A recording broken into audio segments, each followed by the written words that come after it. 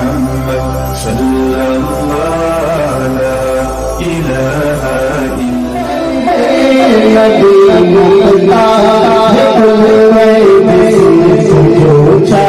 عرفات کے میدان میں قیام کرنا، تو حالت احرام میں حجاج کرام منا جاتے ہیں، مزدلفہ جاتے ہیں، عرفات کے میدان میں قیام کرتے ہیں، قربانی کرتے ہیں، حلق کرتے ہیں، سر کو منڈواتے ہیں، بعض لوگ سر کے بالوں کو چھوٹا کرواتے ہیں، آب زمزم نوش کرتے ہیں، اسی طرح سے مقام ابراہیم پر نماز ادا کرتے ہیں۔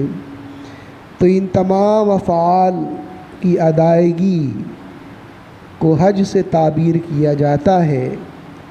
صفا و مروہ کی سعی کی جاتی ہے، اور آپ کو جان کر حیرت ہوگی کہ ہر عمل کی الگ الگ فضیلت احادیث طیبہ میں بیان کی گئی ہے۔ کعبہ معظمہ کا دیدار کیا جاتا ہے، کعبے کا طواف حجاج کرام کرتے ہیں، کعبے کی طرف رخ کر کے نماز ادا کرتے ہیں، ان کے بھی فضائل الگ الگ بیان کیے گئے ہیں۔ آپ نماز ادا کرتے ہیں، نماز میں رکوع ہے، سجدہ ہے، قاعدہ ہے، قومہ ہے، ان ارکان کی الگ الگ فضیلتیں بیان نہیں کی گئی ہیں۔ لیکن حج یہ ایک ایسا عظیم فریضہ ہے کہ اس کے مختلف ارکان کی الگ الگ فضیلت بیان کی گئی ہے۔ کنکری اگر شیطان کو ماریں گے، جمرات کو، تو اس کی الگ فضیلت بیان کی گئی ہے۔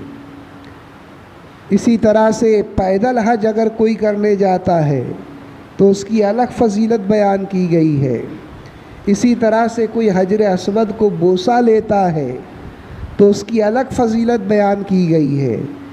تو گویا حج بے شمار فضائل کا منبع اور مرکز ہے، اور اس کی بہت ساری حکمت حج کی علماء نے ذکر فرمائی کہ حج کے بے شمار جو ہے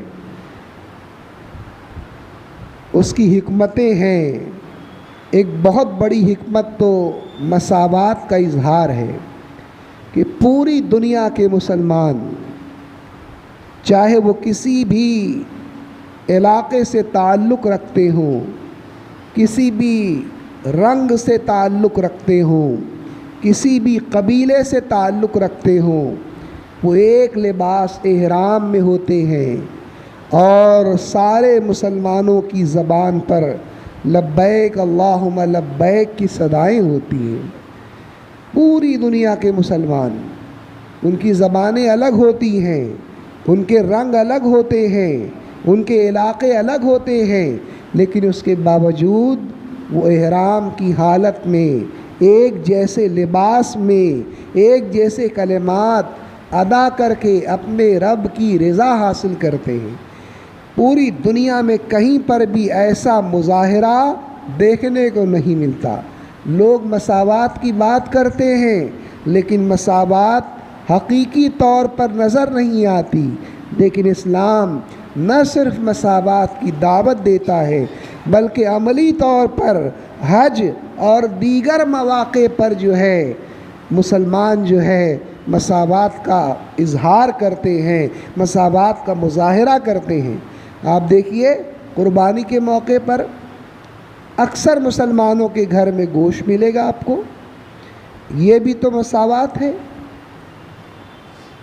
اسی طرح سے نماز کے موقع پر دیکھیے کہ نماز میں جب نمازی کھڑے ہوتے ہیں صف کے اندر تو ادنا اور اعلیٰ کی تفریق مٹ جاتی ہے، امیر اور غریب کی تفریق ختم ہو جاتی ہے، رنگ و نسل کا امتیاز مٹ جاتا ہے، شاہ و گدا کا فرق جو ہے ختم ہو جاتا ہے۔ اگر ایک غریب جو ہے پہلی صف میں موجود ہے اور دوسری صف کے اندر ایک جو ہے امیر انسان موجود ہے، تو دنیا نے وہ منظر بھی دیکھا ہے کہ امیر کا سر جو ہے غریب کے پیروں کو لگتا ہوا نظر آتا ہے۔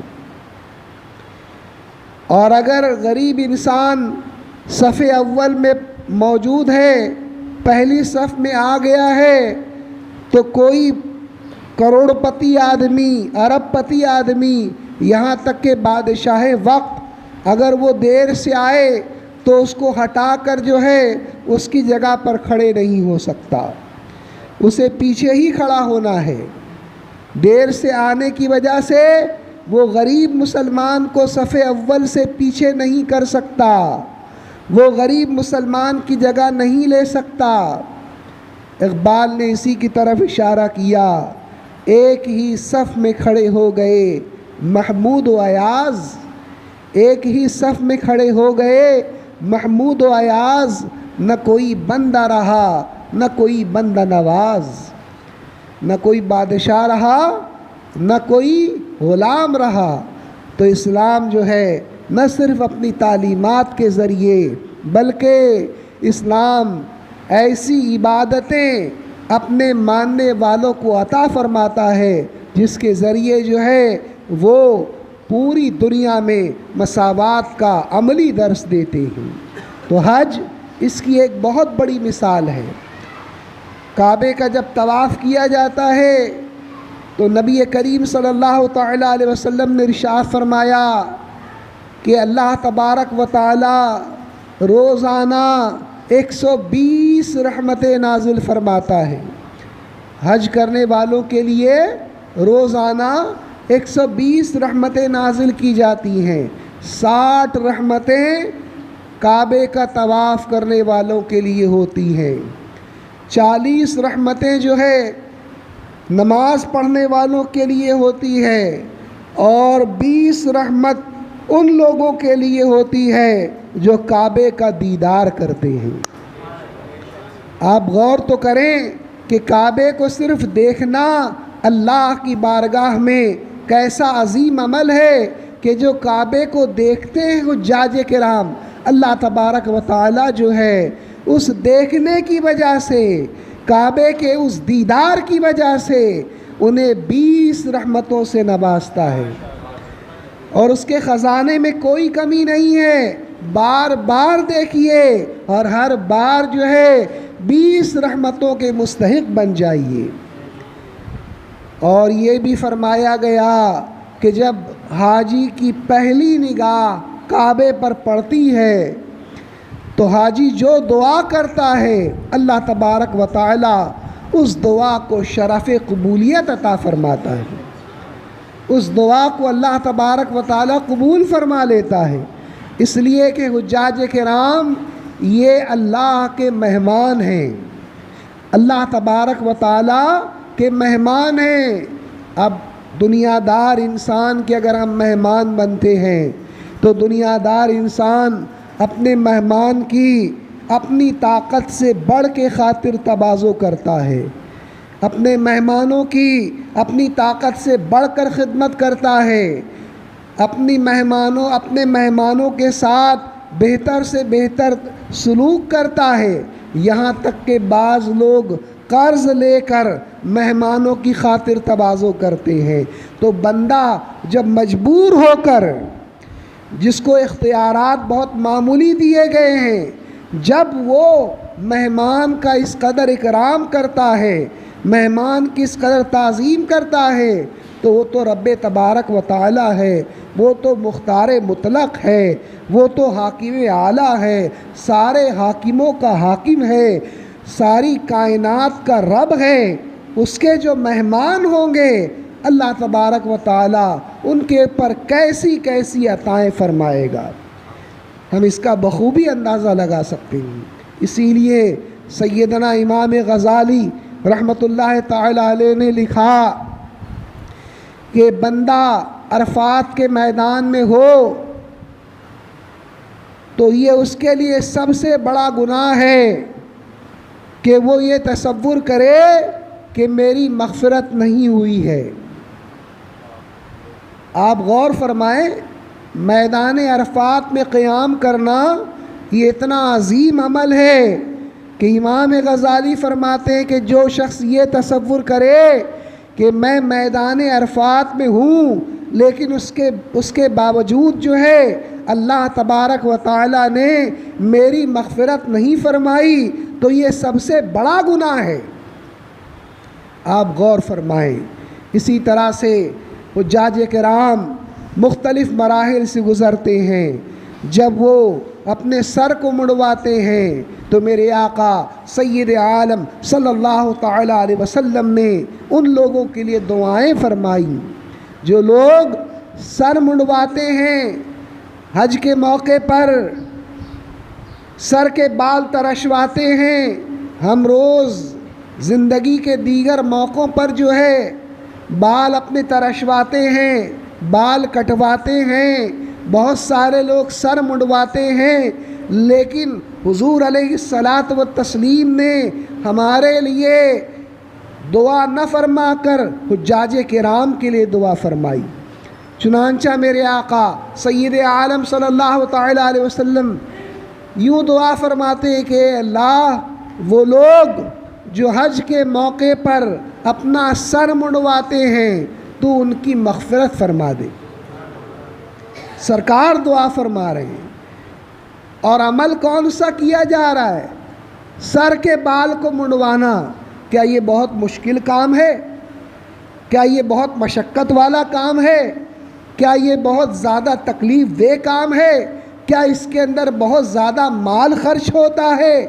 دیکھا جائے تو بظاہر دنیاوی اعتبار سے ایک بڑا چھوٹا سا کام ہے، لیکن وہ چھوٹا کام کرنے والا حضور کی بارگاہ میں اتنا مقبول ہے کہ میرے آقا نے اس کے لیے دعا فرمائی کہ اے اللہ، جو حاجی جو ہے حج کے موقع پر اپنے بال، سر کے بالوں کو مڑواتا ہے تو اس کی مغفرت فرما دے۔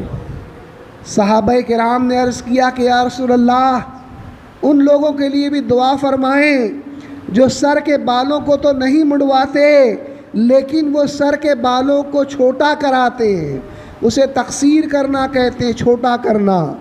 حضور علیہ الصلاۃ والتسلیم نے پھر دعا فرمائی کہ اے اللہ، ان لوگوں کی مغفرت فرما دے جو اپنے سر کے بالوں کو مڑواتے ہیں۔ صحابہ کرام نے پھر عرض کیا کہ یا رسول اللہ صلی اللہ تعالیٰ علیہ وسلم، میرے آقا ان لوگوں کے لیے بھی دعا فرما دیں جو حج کے موقع پر سر کے بال تو نہیں مڑواتے لیکن سر کے بالوں کو چھوٹا کرواتے ہیں۔ جب تیسری دفعہ صحابہ کرام نے حضور علیہ الصلاۃ والتسلیم کی بارگاہ میں یہ عرض کی تو آقا علیہ الصلاۃ والتسلیم نے یوں دعا فرمائی کہ اے اللہ، ان لوگوں کی بھی مغفرت فرما دے جو اپنے سر کے بالوں کو چھوٹا کرواتے ہیں۔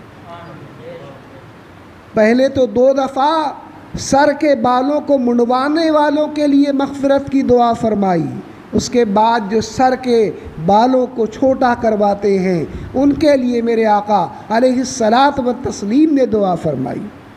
پھر میرے آقا سید عالم صلی اللہ تعالیٰ علیہ وسلم نے حجاج کرام کے لیے دعا فرمائی کہ اے اللہ، تو حاجی کی مغفرت فرما دے، اور حاجی جس انسان کی مغفرت کی دعا کرے مولا تو اس کی بھی مغفرت کر دے۔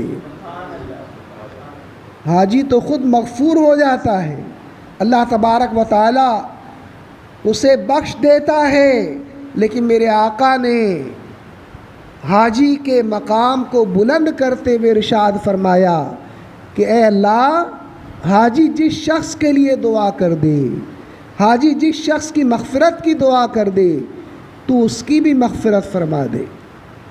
اسی لیے ایک حدیث میں ارشاد فرمایا کہ حاجی جو ہے اپنے گھر کے 400 افراد کی شفاعت کرے گا، 400 افراد کی شفاعت کرے گا۔ وہ جو لوگ جہنم میں جانے والے ہوں گے اس کے رشتہ داروں میں سے، عزیز و اقارب میں سے ایسے 400 لوگوں کے بارے میں اللہ کی بارگاہ میں وہ سفارش کرے گا، اللہ کی بارگاہ میں ان کے تعلق سے عرض کرے گا، تو اللہ تبارک و تعالی اس حاجی کی سفارش کی وجہ سے، اس حاجی کی شفاعت کی وجہ سے ان لوگوں کو جو ہے جہنم سے آزاد فرما دے گا۔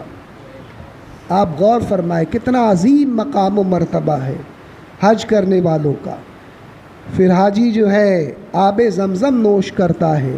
آب زمزم کے تو کیا کہنے، دنیا میں ایسا پانی کہیں نہیں پایا جاتا۔ کون سا کنواں ایسا ہے کہ جس کا لاکھوں لیٹر پانی نکلنے کے بعد وہ سوکھ نہ جائے؟ لیکن آپ دیکھیں کہ آب زمزم جو بیر زمزم ہے، جو زمزم کا کنواں ہے، اس سے روزانہ لاکھوں لیٹر پانی نکالا جاتا ہے اور وہ پانی کبھی ختم نہیں ہوتا، روزانہ نکالا جاتا ہے۔ اسی لیے اس پانی کی تعظیم کے لیے، اس پانی کی اہمیت کو ظاہر کرنے کے لیے یہ حکم دیا گیا ہے کہ آب زمزم کو کھڑے ہو کر پیا جائے۔ دوسرے پانیوں کو تو بیٹھ کر پینے کا حکم دیا گیا ہے۔ یہاں تک کہ ایک ضعیف حدیث میں یہ ہے کہ اگر کوئی شخص بھول کر کھڑے ہو کر پانی پی لے تو وہ انگلی ڈال کر قے کر دے تاکہ جو کھڑے ہو کر پانی پیا تھا وہ پانی اس کے جسم سے باہر نکل جائے۔ لیکن آب زمزم کی عظمت دیکھیے کہ آب زمزم جو ہے وہ کھڑے ہو کر پینے کا حکم دیا ہے۔ محدث کبیر حضرت علامہ ضیاء المصطفیٰ صاحب قبلہ مدظ اللہ العالی فرماتے ہیں کہ آب زمزم کے علاوہ ایک اور پانی ہے جسے کھڑے ہو کر پینے کا حکم دیا گیا ہے۔ وہ پانی وضو کا بچا ہوا پانی ہے۔ وضو کا بچا ہوا پانی، اگر آپ کسی لوٹے سے وضو کر رہے ہیں اور وضو کرنے کے بعد کچھ پانی بچ جائے تو اس پانی کو بھی کھڑے ہو کر پینے کا حکم دیا گیا ہے۔ لیکن حضور محدث کبیر آگے نقل فرماتے ہیں کہ فقہ کی کتابیں اٹھا کر دیکھیے کہ اس پانی کے صرف 1-2 گھونٹ پینے کا حکم دیا گیا ہے کہ وہ پانی کھڑے ہو کر پیے، لیکن 1-2 گھونٹ پیے۔ ایسا نہیں ہے کہ جتنا پانی بچ گیا سب پی لے، لیکن آب زمزم اگر 10 لیٹر کھڑے ہو کر اگر کوئی پینا چاہے تو 10 لیٹر کھڑے ہو کر پی سکتا ہے۔ یہ آب زمزم اور دوسرے پانی کے درمیان تقسیم فرمائی۔ میرے آقا علیہ الصلاۃ و تسلیم ارشاد فرماتے ہیں کہ آب زمزم جس مقصد کے تحت پیا جائے وہ اسی مقصد کے لیے ہے۔ اگر کوئی پیاس بجھانے کے لیے پیے تو اللہ تبارک و تعالیٰ اس کی پیاس بجھا دے گا۔ کوئی بھوک مٹانے کے لیے پیے تو اللہ تبارک و تعالیٰ اس کی بھوک مٹا دے گا۔ کوئی بلاؤں کو دور کرنے کے لیے آب زمزم نوش کرے تو اللہ تبارک و تعالیٰ جو ہے اس کی بلاؤں کو دور فرما دے گا۔ آپ غور فرمائیں، بیماری کو دور کرنے کے لیے پیے تو اللہ تبارک و تعالیٰ اس کی بیماری دور فرما دے گا۔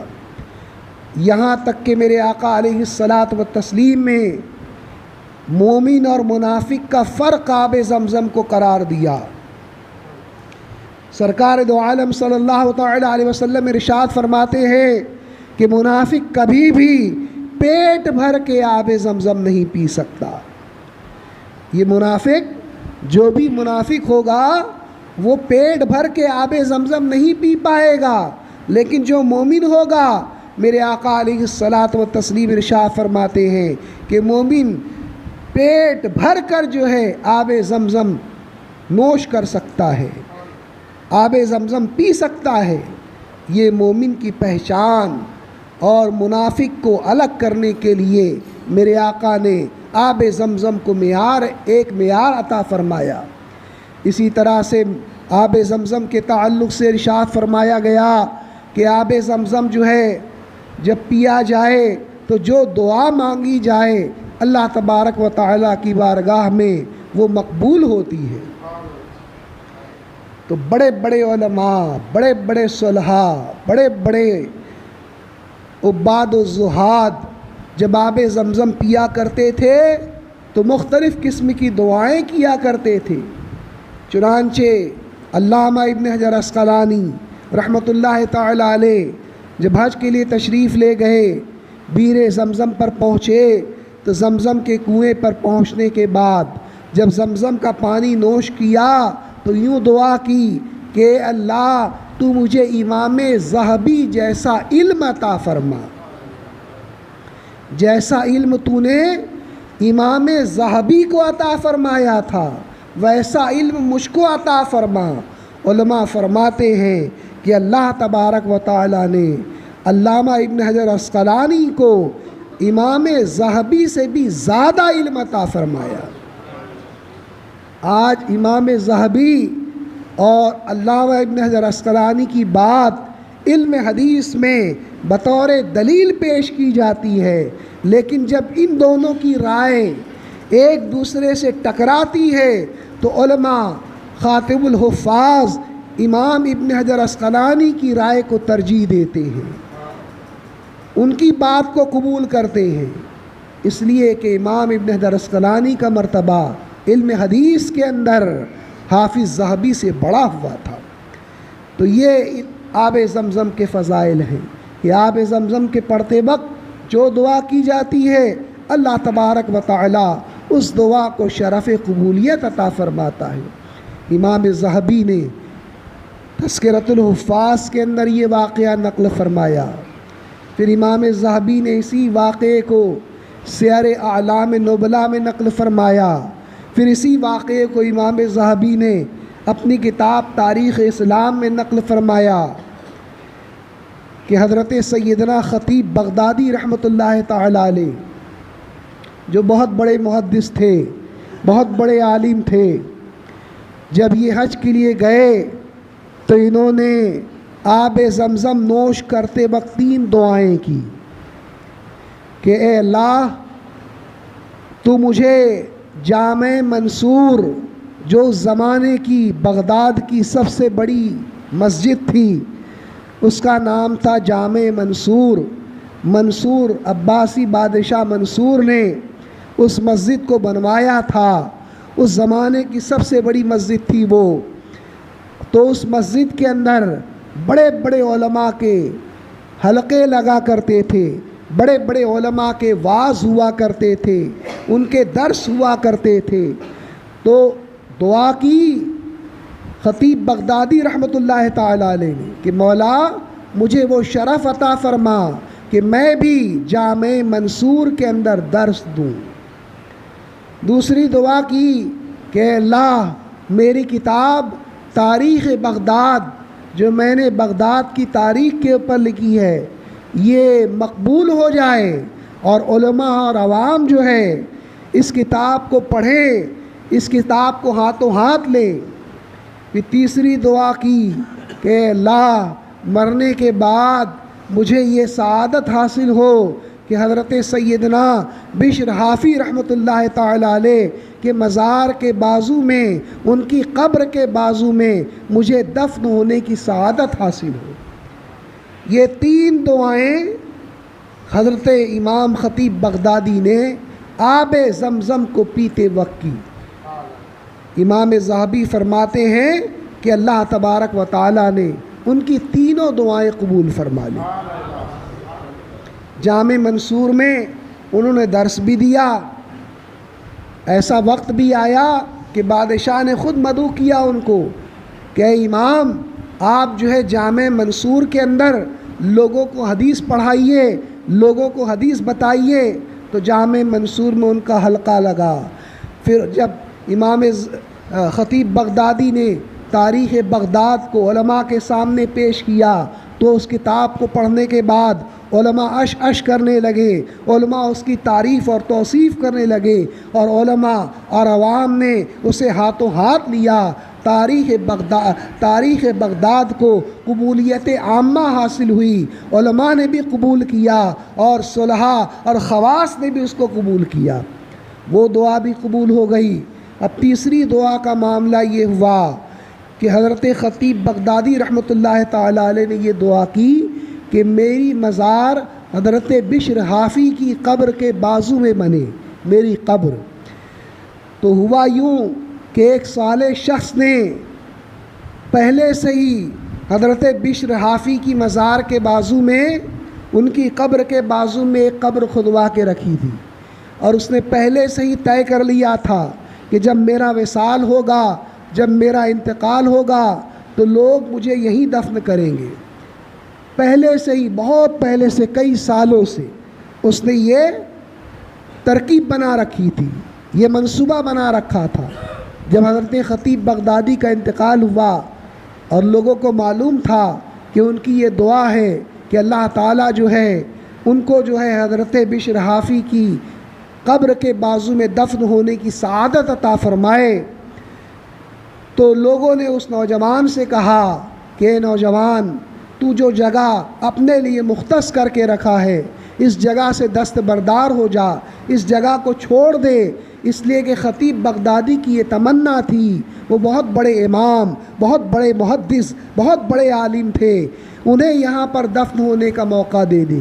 اس نوجوان نے انکار کر دیا، اس نے کہا کہ نہیں، حضرت بشر حافی اللہ کے بہت بڑے ولی تھے، ان کی قبر کے بازو میں اگر میری قبر بنے گی تو مجھے اللہ کی رحمت سے امید ہے کہ اللہ تبارک و تعالی ان کی قبر کی برکت سے مجھ پر بھی رحم فرمائے گا۔ اس نے انکار کر دیا۔ لوگ اس نوجوان کے والد کے پاس گئے، حضرت خطیب بغدادی کی خواہش کا ذکر کیا، اس کے والد بھی اس نوجوان کو سمجھانے لگے، نوجوان نہیں مانا۔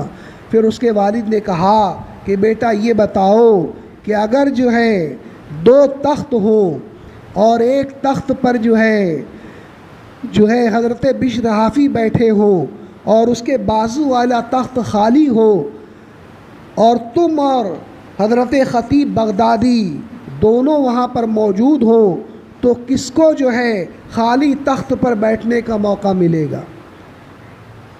لوگ کسے بشر حافی کے بازو جو خالی تخت ہے، خالی کرسی ہے، لوگ کسے اس خالی کرسی پر بیٹھنے کے لیے کہیں گے؟ تو اس نے کہا کہ ابا جان، اس خالی کرسی پر جو ہے حضرت سیدنا خطیب بغدادی کو ہی بیٹھنے کا موقع دیا جائے گا، اس لیے کہ بہت بڑے عالم، بہت بڑے محدث ہیں۔ تو اس کے والد نے کہا کہ بیٹا یہاں بھی یہی معاملہ ہے کہ ان کی قبر کے بازو میں تجھ سے زیادہ نیک، متقی، پرہیزگار اور اپنے زمانے کے محدث دفن ہونا چاہتے ہیں، تو اپنی اس خواہش سے دستبردار ہو جا اور وہ جگہ ان کے لیے خالی کر دے۔ بیٹا اپنے بات کی بات مان گیا، اور اس طرح سے حضرت سیدنا خطیب بغدادی رحمۃ اللہ تعالی علیہ جو اپنے زمانے کے بہت بڑے محدث تھے، ان کو جو ہے حضرت بشر حافی کی مزار کے بازو میں دفن کر دیا گیا۔ آپ غور فرمائیں، یہ آب زمزم کو پیتے وقت جو دعا مانگی جاتی ہے، اس دعا کی مقبولیت کا ایک واقعہ ہے، ایسے بہت سارے واقعات ہیں۔ تو جاج کرام بے شمار جو ہے نعمتوں کے حامل ہوتے ہیں۔ اللہ کی بارگاہ میں دعا ہے کہ اللہ تعالی ہمیں بھی حج مبرور کی سعادت سے مالا مال فرمائے۔ وما علینا الا البلاغ۔ السلام علیکم۔